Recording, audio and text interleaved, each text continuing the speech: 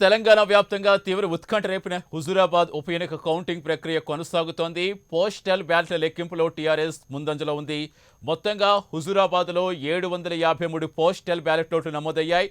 టీఆర్ఎస్కు 503 ఓట్లు రాగా బీజేపీకి 159, కాంగ్రెస్కు 32, చెల్లనివి 14 ఓట్లు ఉన్నాయి. ఈవీఎంల ఓట్ల లెక్కింపు ప్రారంభమైంది.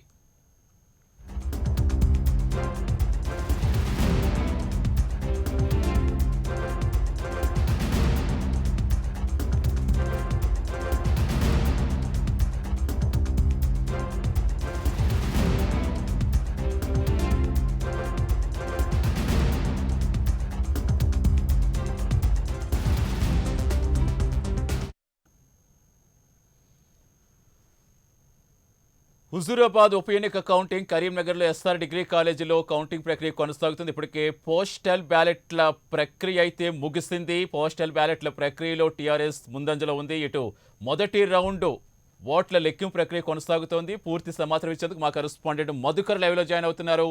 మధుకర్, మొదటి రౌండ్ రిజల్ట్ ఎప్పుడు వచ్చే అవకాశం ఉంది? ఆల్రెడీ పోస్టల్ బ్యాలెట్లో టీఆర్ఎస్ అయితే తన ఆధిక్యం చూపిస్తోంది. ఎలా ఉంది అక్కడ? సతీష్, ప్రస్తుతం మనం ఎస్ఆర్ఆర్ కళాశాల ఓట్ల లెక్కింపు ప్రాంగణంలో ఉన్నాము.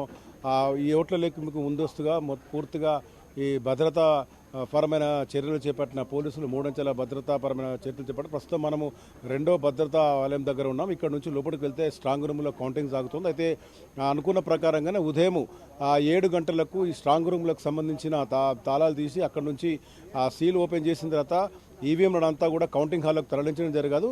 వీటికన్నా ముందు పోస్టల్ బ్యాలెట్కి సంబంధించిన కౌంటింగ్ ఫినిష్ చేశారు. కౌంటింగ్లో టీఆర్ఎస్ పార్టీ లీడ్ ఉంది, సెకండ్లో బీజేపీ, థర్డ్లో కాంగ్రెస్ ఉంది. అయితే ప్రస్తుతం మొదటి రౌండ్ ప్రక్రియకు సంబంధించిన ఈ ఈవీఎంలను మొత్తం సీల్ ఓపెన్ చేసి వాటిని అంతా పరిశీలిస్తున్నారు. తర్వాత కౌంటింగ్ రౌండ్ రావడానికి దాదాపు ఇంకొక అర్ధగంట పట్టే అవకాశం ఉంది. ఎందుకంటే 2 హాళ్లలో ఈ కౌంటింగ్ మొదలు పెడుతున్నారు. ఒక్కొక్క హాల్లో 7 టేబుల్ పెట్టారు. ప్రతి టేబుల్ మీద 2 ఈవీఎంలు ఉంటాయి. మొత్తం ఒక రౌండ్లోకి 14 ఈవీఎంల కౌంటింగ్ అవుతుంది. ఇదంతా దాదాపు అర్ధగంట పట్టే క్రమం ఉంది. అయితే ఇక్కడ మనం చూడొచ్చు 2 అంచెల భద్రతా వలయం దగ్గర స్క్రీన్లను ఏర్పాటు చేశారు. ఈ స్క్రీన్లో మనము క్షుణ్ణంగా పరిశీలించవచ్చు. కౌంటింగ్కి సంబంధించిన ఇక్కడ షీటు పెట్టారు. షీట్లో రౌండ్కి సంబంధించిన ఫలితాలను అధికారికంగా వెల్లడించనున్నారు. ఆ తర్వాత స్ట్రాంగ్ రూమ్ దగ్గర ఏదైతే ఉందో అందులో కూడా ఈవీఎం సంబంధించిన బ్యాలెట్లను ఈవీఎం అక్కడ అందరూ పెట్టారు. అవి కూడా మధ్యాహ్నం వరకు వాటి కూడా సీజ్ అవుతుంది. మొదట ఒక హాల్కు సంబంధించిన సీల్ ఓపెన్ చేసి బ్యాలెట్లను తరలించడం జరిగింది. అయితే ఇక్కడ మొత్తం భద్రతకు సంబంధించిన ఇక్కడ నుంచి ఎలాంటి అవాంఛనీయ సంఘటన జరగకుండా పూర్తిగా మనం చూడొచ్చు చాలా నిర్మానుష్యమైన వాతావరణాన్ని ఏర్పాటు చేశారు. ఎందుకంటే చాలా ఉత్కంఠభరితమైన ఎన్నికల్లో ఇవన్నీ ఎన్నికలు జరిగాయి. వీటి ఫలితాలకు సంబంధించి కూడా అంతే ఉద్రిక్తత ఉంటుందని చెప్పి కూడా పోలీసులు ముందస్తుగా భావించారు. ఈ క్రమంలోనే ఇలాంటి భద్రత ఏర్పాటు చేశారు. అయితే ఒక రకంగా చూసుకుంటే ఈ ఫలితాలపైన రాష్ట్రమే కాదు జాతీయ స్థాయిలో కూడా బీజేపీ నాయకులు కూడా ఉత్కంఠగా ఎదురు చూస్తున్న ఫలితాలు. అయితే మొత్తం 22 రౌండ్లలో ఈ కౌంటింగ్ పూర్తవుతుంది. కావున మధ్యాహ్నం వరకు కూడా ఈ ఫలితాలకు సంబంధించిన ఒక క్లారిటీ వచ్చే అవకాశం కూడా మనం ఎదురు చూడవచ్చు. ఎందుకంటే మొదటి నుంచి కూడా ప్రచారాలు సరళి మొదలైనప్పటి నుంచి బీజేపీ కానీ టీఆర్ఎస్ కానీ నువ్వా నేనా అన్నట్టు ప్రచారాలు కొనసాగించి ఓటింగ్ సరళి కూడా అలాగే సాగింది. ఓటింగ్ సరళిలో కూడా గతంలో ఎవరైతే ఊహించారో ఫీల్డ్లో ఉన్న వాళ్ళంతా కూడా ఏ పార్టీకి ఎన్ని ఓట్లు పడ్డాయని ఒక బేరీజులకు అవకాశం ఉండేది. కానీ ఈసారి మాత్రం హుజూరాబాద్ నియోజకవర్గంలో ప్రజలు చాలా సైలెంట్గా ఓటింగ్ చేయడం వల్ల ఇది ఇంకా ఉత్కంఠగానే కొనసాగుతుంది. మరోవైపు ఈ ఫలితాలపైన రాష్ట్ర స్థాయిలో పెద్ద ఎత్తున బెట్టింగులు కూడా సాగుతున్నాయి. ఇటు టీఆర్ఎస్ గెలుపా లేకుంటే బీజేపీ గెలుపా అనేది. అయితే ఎవరికి వారే ఈ 2 పార్టీలకు సంబంధించిన వారు ఎవరికి వారే గెలుపు ధీమా వ్యక్తున్న క్రమంలో మొదటి రౌండ్ ప్రక్రియ మొదలైంది. ఇవంతా మొదట వీటి సీల్ ఓపెన్ చేసిన తర్వాత ఒక్కొక్క ఈవీఎంను పరిశీలించి ఆయా పార్టీలకు సంబంధించిన ఏజెంట్లు, ఎన్నికల అధికారులు, లోపడున్న సంబంధిత సిబ్బంది అంతా ఓకే చెప్పిన తర్వాతనే వీటికి సంబంధించిన క్యూములేటివ్కి సంబంధించిన బటన్ నొక్కడం జరుగుతుంది. ఆ క్యూములేటివ్ బటన్ చెప్పిన తర్వాత అందులో నుంచి పూర్తి రిజల్ట్ రాగానే క్లారిటీ కోసం వాటి క్లారిఫై కోసం వీవీప్యాట్లకు సంబంధించిన ప్రింట్ను కూడా తీస్తారు. ఇవంతా బేరీలు వేసుకున్న తర్వాత వీటంతా క్యూములేటివ్గా ఒక రౌండ్ రిజల్ట్ చెప్పే అవకాశం ఉంది. సతీష్, అంటే మధుకర్, పార్టీల తరపున ఎంతమంది అభ్యర్థిని అనౌన్స్ చేస్తారు? ఏర్పాటుకు సంబంధించి పార్టీకి చెందిన నేతలు ఏం చెప్తున్నారు? ప్రధానంగా ఎన్నికల కౌంటింగ్కి సంబంధించి చాలా ముందస్తుగానే ఈ కౌంటింగ్ ఏజెంట్లకు సంబంధించిన డీటెయిల్స్ డాటా ఇవ్వడం జరుగుతుంది.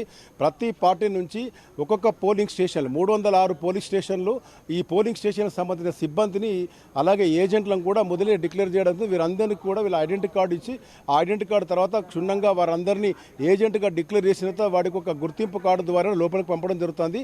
అక్కడ గతంలో అయితే ఈ ఏజెంట్లకు సంబంధించి ఇండిపెండెంట్ల ఏజెంట్ వీళ్ళంతా కూడా వచ్చేవారు. ఇప్పుడు కొంతమంది ఈ ఇండిపెండెంట్ రేస్లో ఉన్న వాళ్ళ ఏజెంట్లు మాత్రం కనబడలేదు. ప్రధానంగా ఇక్కడ చూసుకుంటే బీజేపీ, టీఆర్ఎస్, కాంగ్రెస్ సంబంధించిన ఏజెంట్లు మాత్రం ప్రతి ఒక్కొక్క పోలింగ్ బూత్కి సంబంధించి పోలింగ్ బూత్లో ఎవరైతే ఉంటారో ప్రతి పోలింగ్ బూత్లో ఒక ఏజెంట్ ఉంటారు. 306 పోలింగ్ బూత్లకు సంబంధించి ఈ ఏజెంట్లంతా లోపల ఉన్నారు. వీళ్ళంతా కూడా అక్కడ టేబుల్ అరేంజ్ చేసిన తర్వాత ఆపోజిట్ సైడ్ మధ్యలో ఈవీఎంలకు ఇటు సైడు ఏజెంట్లు ఇటు సైడు సిబ్బంది ఉంటారు. వీళ్ళు ఓపెన్ చేసిన తర్వాత వచ్చిన రిజల్ట్ను చూసి వాళ్లకు ఏజెంట్లు అందరూ ఆయా పార్టీలకు సంబంధించిన ఏజెంట్లు నిర్ధారణ చేసిన తర్వాత ఈ ఫలితాన్ని బయటకు తెస్తారు. ఈ క్రమం అంతా కొనసాగడానికి దాదాపు ఒక అర్ధగంట పడుతుంది. ఒక రౌండ్ 30 నిమిషాలకు పైగా ఈ రౌండ్కు సంబంధించిన క్లారిటీ బయటకు వచ్చే అవకాశం ఉంది. సతీష్, అంటే మధుకర్, ఖచ్చితంగా 22 రౌండ్లు కాబట్టి అందులో చాలా పోటాపోటీగా కొనసాగిన ఎన్నిక ఒకటి. ముఖ్యంగా తెలుగు రాష్ట్రాల్లో 2 చోట్ల ఉప ఎన్నిక జరిగిన అందరి చూపు హుజూరాబాద్ వైపే ఉంది. ఒకటి ఈటెలా ఉండటం, 2 టీఆర్ఎస్ కూడా చాలా ప్రతిష్టాత్మకంగా తీసుకోవటం. సో ఈ నేపథ్యంలో అంటే ఒక క్లారిటీ వచ్చే అవకాశం ఏ టైంలో కనిపిస్తుంది అనుకోవాలి? చివరి వరకు కూడా ఉత్కంఠ కొనసాగే అవకాశం ఎక్కువగా ఉందనుకోవచ్చా?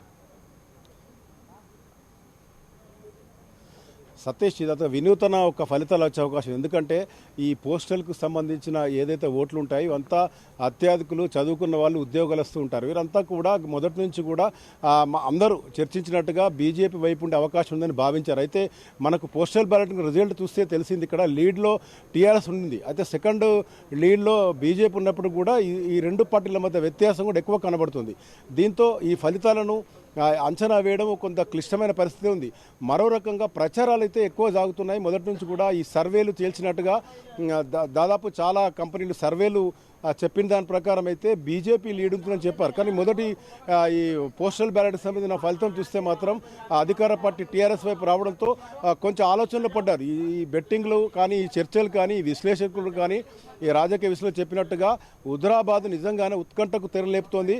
మొదటి రౌండ్ ఫలితం తర్వాత కొద్దిగా ఊహకు అందేట్టుగా ఉంది. ఎందుకంటే మొదటి రౌండ్ కూడా హుజూరాబాద్ నుంచి మొదలవుతుంది కాబట్టి హుజూరాబాద్లో ఇక్కడ 2 రకాల బేరీలు తీసుకో. ఎందుకంటే టీఆర్ఎస్ పార్టీ మొదటి నుంచి గత 18 సంవత్సరాలుగా టీఆర్ఎస్ పార్టీ ఇక్కడ లీడ్లో ఉంది. వ్యక్తి మారారు, పార్టీ ఉంది. అయితే టీఆర్ఎస్లో గత 18 సంవత్సరాలు ఇక్కడ ఉన్న ఈటల రాజేందర్ బీజేపీ నుంచి చేరడంతో అక్కడ వ్యక్తికి పార్టీలకు సంబంధించిన ఒక పోటీ ఏర్పడింది. ఈ క్రమంలో హుజూరాబాద్లో అక్కడ ఉన్న అది మున్సిపాలిటీ కావున అక్కడ కౌన్సిలర్లు వీళ్ళంతా కూడా టీఆర్ఎస్ సంబంధించిన వాళ్ళు ఉన్నారు. అక్కడ కొంచెం మైనార్టీకి సంబంధించిన ఓట్లు కూడా ఉన్నాయి. ఈ క్రమంలో హుజూరాబాద్ ఫలితాలను కూడా హుజూరాబాద్ నియోజకవర్గాల్లో హుజూరాబాద్ డివిజన్కి సంబంధించిన ఫలితాలు వస్తే కూడా అంచనాలు మాత్రం వేయడం కష్టంగా ఉంది. ఎందుకంటే బీజేపీ, టీఆర్ఎస్ సంబంధించిన పోలింగ్ సరళి కూడా అక్కడ సైలెంట్గా జరిగింది. అక్కడ చదువుకున్న వాళ్ళు ఎక్కువ ఉంటారు. ప్రధానంగా మనకు లీడ్ కానీ దీనికి ఒక సంబంధించిన క్లారిటీ రావాలంటే కమలాపూరు, వీనవంక, అలాగే ఇల్లంతకుంట ఈ 3 మండలాలు కూడా పల్లె వాతావరణాలు ఉంటాయి. తర్వాత హుజూరాబాదు, జంబికుంట పట్టణ వాతావరణాలు. అయితే ఈ హుజూరాబాద్ నుంచి మొదలైన కౌంటింగ్ ప్రక్రియ కనుక మనం అంచనా వేస్తే దీన్ని బట్టి మధ్యాహ్నం వరకు 3వ రౌండ్, 4వ రౌండ్ తర్వాత కొంచెం అంచనాకు వచ్చే అవకాశం ఉంది. సతీష్, అంటే మధుకర్, ఖచ్చితంగా హుజూరాబాద్లో 2004 నుంచి చూసుకుంటే కంటిన్యూగా ఓటింగ్ శాతం పెరుగుతూ రావడం మనం చూస్తూ వచ్చాం. బట్ ఉప ఎన్నికల్లో జనరల్గా ఓటింగ్ శాతం పెరిగితే అది ప్రభుత్వ వ్యతిరేక ఓటుగా చాలామంది చెప్తూ ఉంటారు. కానీ ఈ విధానంలో ఎలా చూడాలంటారు అసలు మనం ఇక్కడ? ఈ క్రాస్ ఓటింగ్ పట్ల అందరికీ భయం ఉన్న నేపథ్యంలో ఈ పెరిగిన ఓటింగ్ శాతాన్ని ఎలా చూడాలి?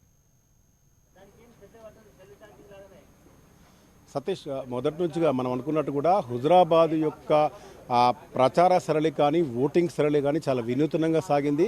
ఇక్కడ ఒక వ్యక్తికి, ఒక పార్టీలకు సంబంధించిన ప్రచారాలు, పోటీ జరిగింది. అయితే ఈ క్రమంలోనే మనం ఇప్పటి వరకు చెప్పినట్టుగా ఈ గతంలో ఓటింగ్ సరళి అంటే ఓటింగ్ జరుగుతున్నప్పుడు మధ్యాహ్నం వరకు ట్రెండ్ తెలిసే ఉంది.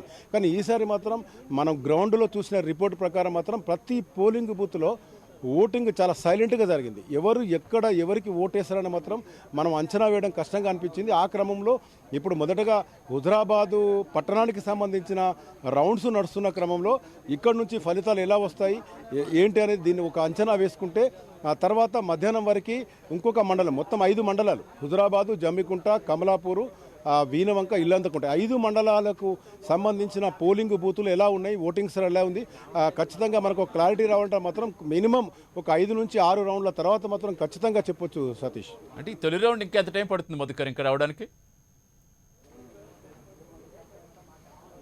తొలి రౌండ్ ప్రారంభమై ఒక 15 నిమిషాలు అయింది.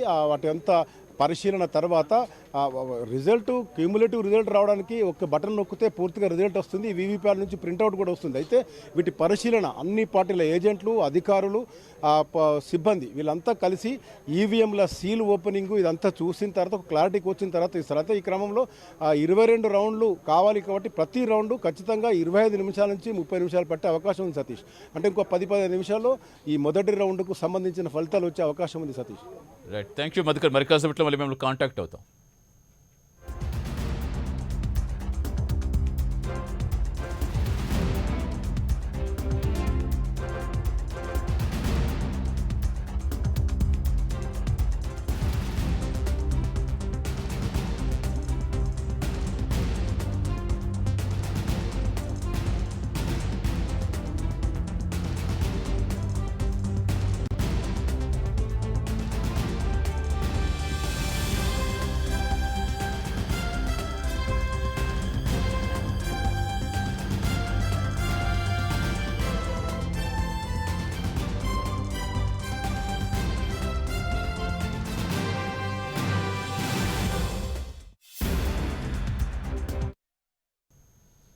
తెలంగాణ వ్యాప్తంగా తీవ్ర ఉత్కంఠ రేపిన హుజూరాబాద్ ఉప ఎన్నిక కౌంటింగ్ ప్రక్రియ కొనసాగుతోంది. పోస్టల్ బ్యాలెట్ల లెక్కింపులో టీఆర్ఎస్ ముందంజలో ఉంది. హుజూరాబాద్లో 753 పోస్టల్ బ్యాలెట్ ఓట్లు నమోదయ్యాయి. టీఆర్ఎస్కు 503 ఓట్లు రాగా బీజేపీకి 159, కాంగ్రెస్కు 32, చెల్లనివి 14 ఓట్లుగా ఉన్నాయి. ఈవీఎంల ఓట్ల లెక్కింపు ప్రారంభమైంది.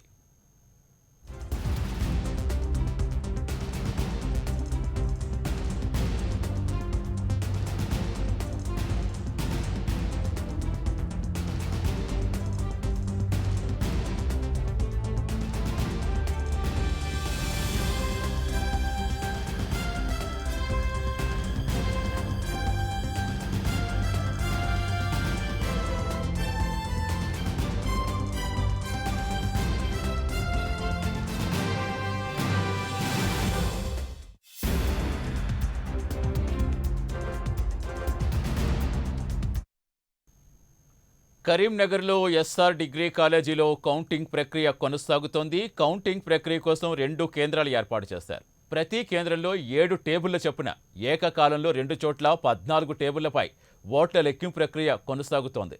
హుజూరాబాద్లో మొత్తంగా 22 రౌండ్లలో ఓట్ల లెక్కింపు జరుగుతుంది. తొలి రౌండ్ ఫలితాలు కాసేపట్లో వెలువడే అవకాశం ఉంది. 30 మంది అభ్యర్థులు బరిలో ఉండడంతో తుది ఫలితానికి కొంచెం టైం పట్టే అవకాశమే కనిపిస్తుంది.